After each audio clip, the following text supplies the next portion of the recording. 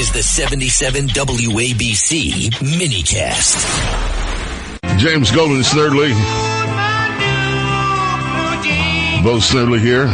Saturday morning, 800-848-9222 is how you reach us. Your Saturday morning vibe, your Saturday morning extravaganza.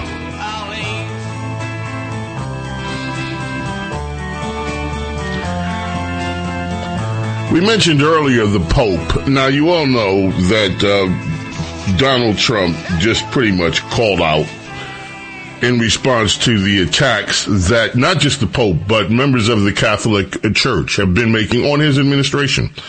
You had three of these bishops that went on 60 Minutes and pretty much just drew the attack, not only about the war that's going on in Iran, but the Pope has made statements, including saying that God does not hear the prayers of those who wage war. And Donald Trump is not just going to sit back and let people define him and his actions without responding. He responded. And as soon as he responded, it became Donald Trump was attacking the Pope. Not that the Pope Leo, had pretty much attacked Donald Trump. For weeks, he has criticized, and yet it was veiled criticism, Trump's policies. He has criticized the United States for actually going after illegal immigration. And Trump finally just said enough. Said the Pope was weak on crime and terrible for foreign policy. And that, of course, and then came the AI image. But immediately, the Pope, Trump owes the Pope an apology. That's what Bishop Robert Barron, a member of Donald Trump's Religious Liberty Commission, said. And others spoke up. You have a former advisor to Biden, liaison to the Catholic Church, John McCarthy. The Pope is so good at staying above the fray. It's not direct. It's not personal. Well, he was not above the fray. He was openly attacking America and America's immigration. He was attacking the political policies of Donald Trump. Let's just face it and call it what it is, veiled or unveiled. And of course, people are warning there are 36 states in America where the largest faith denomination is Catholic Church. Some of them, the highest kind of California, Pennsylvania, New York, blue. Illinois, blue, Arizona, Iowa. These are all places where competitive? No, competitive not in terms of congressional districts, but put the political calculations aside. Here's what we know, and I would love to get your take on this, folks, those of you who want to respond. There have been places in the world where members of the Christian faiths have been subject to massacres, and we have not heard a word.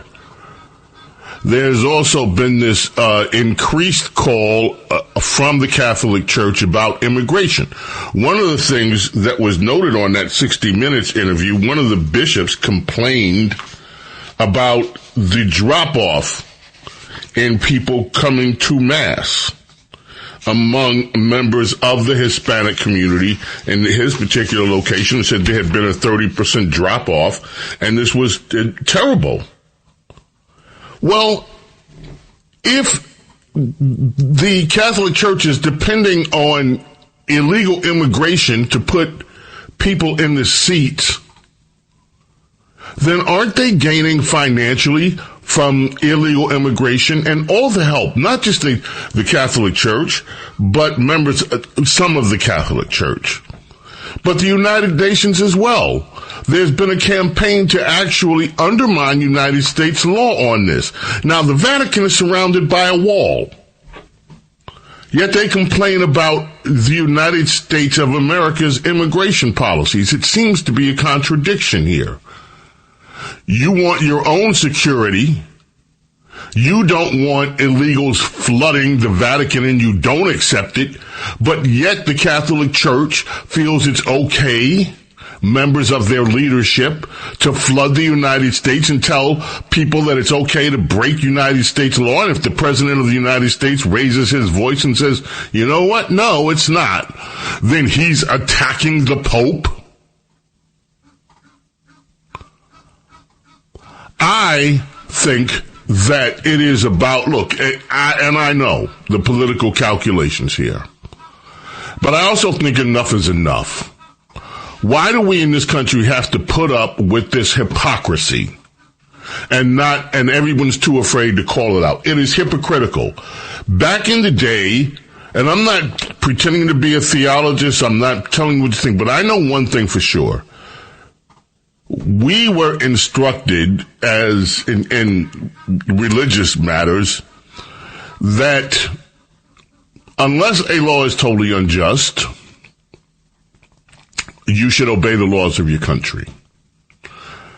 That's what we were instructed in. And even when you think they're unjust, tread carefully. But you obey the laws of the nation. It was basically, without getting too biblical and scriptural, you render unto Caesar what Caesar's. That the concern of religious organizations was for the spirit and for the well-being of the soul. Not to get involved in the politics, the daily grind of politics.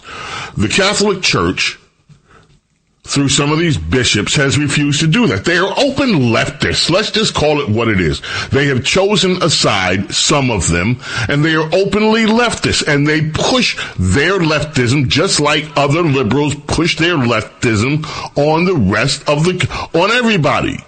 And they take a moral tone to it. They wrap their leftism in morality. As, this is what,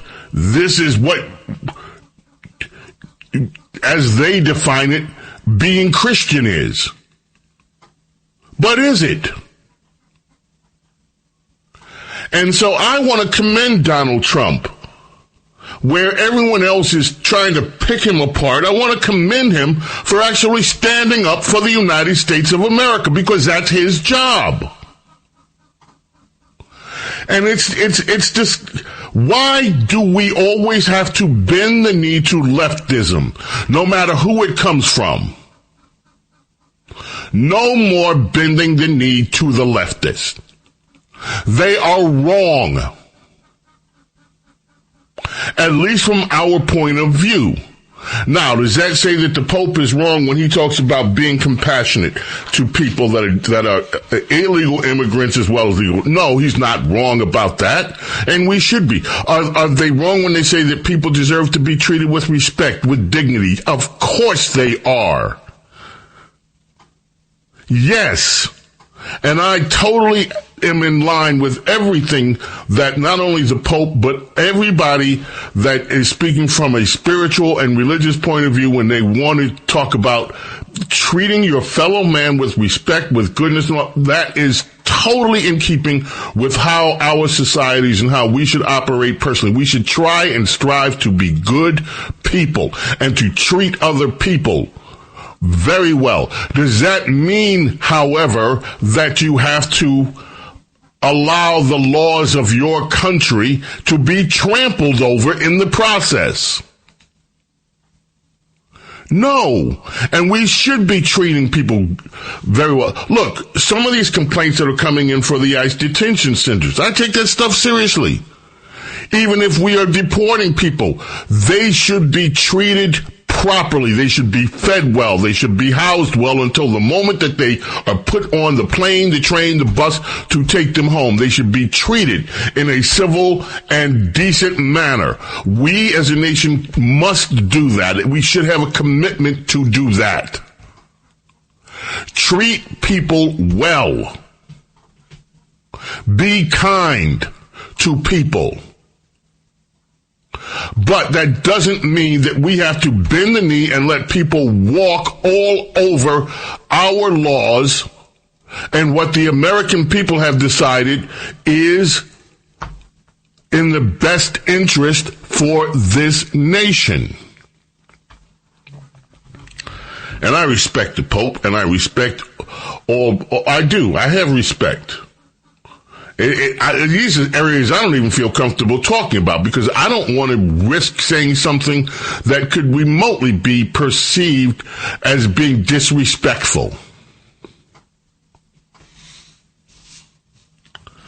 But at the same time, I am so tired of America being disrespected. It's okay. You have all these other things. I don't recall any of these leaders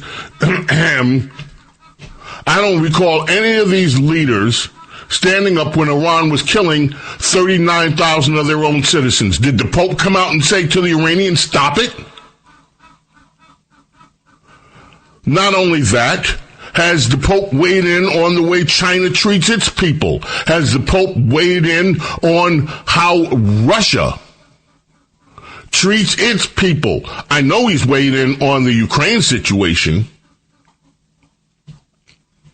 The Pope before, and I'm not trying to knock the Pope, but I mean, there are Christians that are being massacred by radical Islamists all over. Has he weighed in on that? Why single out Donald Trump and the Trump administration for taking an action that potentially could benefit the world, which is ridding the number one sponsor of state terrorism in the world of their ability to commit terrorism, which affects the entire world, or have nuclear weapons? Why focus on that one to make a stand? And that is what a lot of people are questioning and don't understand. Why? It's like the Catholic Church leadership wants to pick a fight with Donald Trump, just like every other leftist group around the world does. I guess to signal virtue, maybe. See, we don't like Trump either. We're going to take some calls. People want to talk about this.